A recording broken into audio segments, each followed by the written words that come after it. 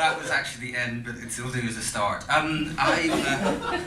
It'll all make sense. It's what's known as a callback. No, seriously, it will make sense. More sense than anything else I'll say for the next 8 minutes. Or was that 11, Dan?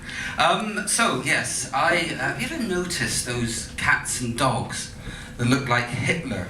That appear on a regular basis in the Daily Mail to remind the English who won the war? Who supplies them? Well, it's me. It's me. It's just a sideline. It's a lucrative sideline. I'm not averse to trying to make money out of the Third Reich. Never too soon for that one. But it's only a sideline. My major income stream is teaching German culture at the Heritage Museum that is Durham University. By the way, the admission is £9,000 just now, but for Scottish students after independence, as international students, you'll be paying 37k. So get in early and come study German with me. Oh yes, lots of jokes. We don't learn anything at all. Anyway, must get. So I'm interested, I keep returning, I've been working on German culture for many years, but I've continually returned to the comic potential that there is in German national myth-making. Now the Germans are not alone in this. We only need to think of Archie Gemmell turning away with his flowing golden locks in 1978, or the golden age of British television when UK Gold showed endless repeats of El Dorado, Henry Kelly's Going for Gold, and also Dick and Dom's Ask the Family. Those are the great days. Now the Germans take their myths a bit more seriously, as one would imagine. And for them, a very important myth is the Rhinegold, the idea of a golden ring buried at the bottom of the River Rhine. Now, I first came across this back in the good old days when I was at the University of Oxford, when I turned up there as an 18-year-old uncouth Northern Irish boy. Also at this lecture were the rest of the bloody Oxford elite that would go on to better careers than me. Stuart Lee, the future stand-up comedian, standing behind me just now. He's always fucking looking over my shoulder. Even from that day, he was in the row behind me. Also there was the opera-loving detective, John Thorne, and there's a man here finding this very funny, I don't know who he is. And also the future English Prime Minister, because by then it will only be England, Boris Johnson. Yeah. So they were all there, and they were I was at this lecture. It was a lecture on Wagner's Ring Cycle. Okay, Ring Cycle. It's not a washing program, not at all. It's actually a suite of operas. Okay. For those of you not aware of it, let me just try and explain it to you. It's like Tolkien with tunes, or Dungeons and Dragons with trumpets and trombones, okay? That's a couple of cultural references for the scientists out there amongst you. If I get Doctor Who in, that will be the full set. But let's travel back in time to the lecture in Oxford, where Professor Horst, the aptly named Professor Horst, gave his lecture on Wagner, and explained that Wagner was creating a vision in his Rhinegold and other operas at the time, a vision for Germany in the 19th century, which rejected the capitalist materialist society that was growing at the time. Now, Wagner loved opera, that was clear, but Professor Horst forgot to mention that Wagner also loved football, which is good, because probably no one in the audience likes football, even probably less than they like Wagner. Now, football.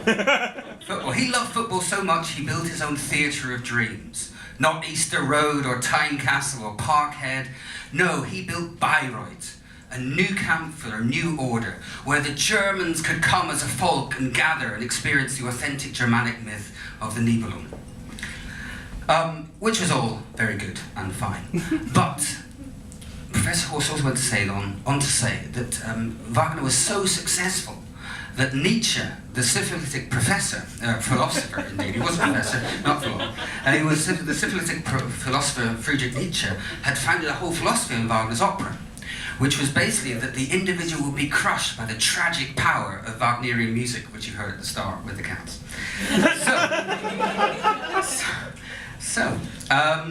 Now, Nietzsche wrote about this in The Birth of Tragedy, his book on the short-lived career of David Moyes at Old Trafford, in which Ryan Giggs and his sister-in-law played the star-crossed lovers Tristan and Isolde. Yes. So, now, I went to this lecture. I only went to the lecture because I wanted to know the fucking answer. Plus, I wanted to be somewhere close to Stuart Lee for a change. So that's why I went to this lecture. I wanted to know what the answers were. Unfortunately, Professor Horst told us the two answers things we needed to know for the exam. First of all, Wagner's concept of the Gesamtkunstwerk. Oh, big German word there. Excellent. Now, Gesamtkunstwerk means basically that the music and the performance should all meld together, as mine did so seamlessly at the start. It should all be one massive unity which envelops the audience. That was the plan for Wagner's opera. But Gesamtkunstwerk is an odd word. Anybody know what it means? Gesamt means, Jodie? Total. Total football. That's the best translation. Now, it has a bit of a history, the Gesamtkunstwerk. Goebbels, well, we knew we had to get round to him in the end. Goebbels in 1944 at the Sportpalast in Berlin said to his audience, "Wollt ihr den totalen Krieg?" Now, you've all got... Yeah, absolutely. Thank you. Hey, the right answer. Unfortunately. As those of you with higher German, or in fact those of you native speakers of German in the audience, I believe, will know that Krieg is not the German word for football. Although, as anyone's been to an Old Firm match will be able to testify, football and war are actually not that dissimilar. Thank you. There's a man filling in my material at the end. Excellent. I'll have a word with you afterwards. Okay. We all need a scriptwriter. I'm going to run out of time at this rate. So I went into the exam and probably forgot everything I was supposed to learn. Gesamtkunstwerk, any other line I should have remembered. So I went into the exam. Well, what do the fucking Oxford elite learn at Oxford? What they learn is the bullshit.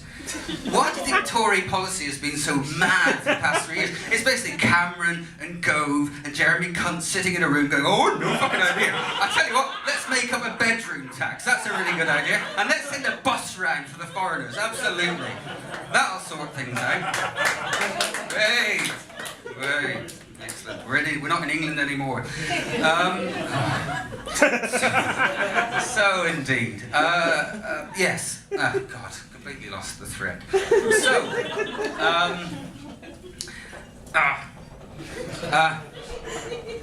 anyway, yeah, it's gone. So where was I? Oh yes, the bus. Got stuck on the bus there. What a shame. Anyway, let's move along here because I remember two things in the exam. I remembered something in the exam. Leni Riefenstahl, German film director, who had used, with a bit of music I used there, the Ride the Valkyrie, to underscore the arrival of Basil Fawlty at his Torbay Hotel in her 1935 film Triumph of the Fawlty Towers. I also remembered another thing which wasn't really much used, but I stuck it in anyway. I still got first, you know. Those are the days, the golden days. Yes. I remembered Live Aid. Anybody remember Live Aid? Most weren't even born when Live Aid happened.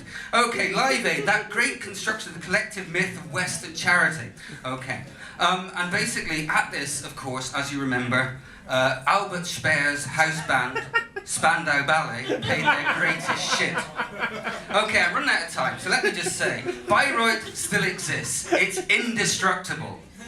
Yay. And culture may be dead, but I have turned to the internet. Wagner had opera, Riefenstahl had film, I have the internet. On the internet I've collected all the YouTube videos of Hitler, cats and dogs. And I sell them now on the internet on my advertising stream. And because it's a mixture of anti-Semitism, dubious culture and cats and dogs, it's a real hit on the internet.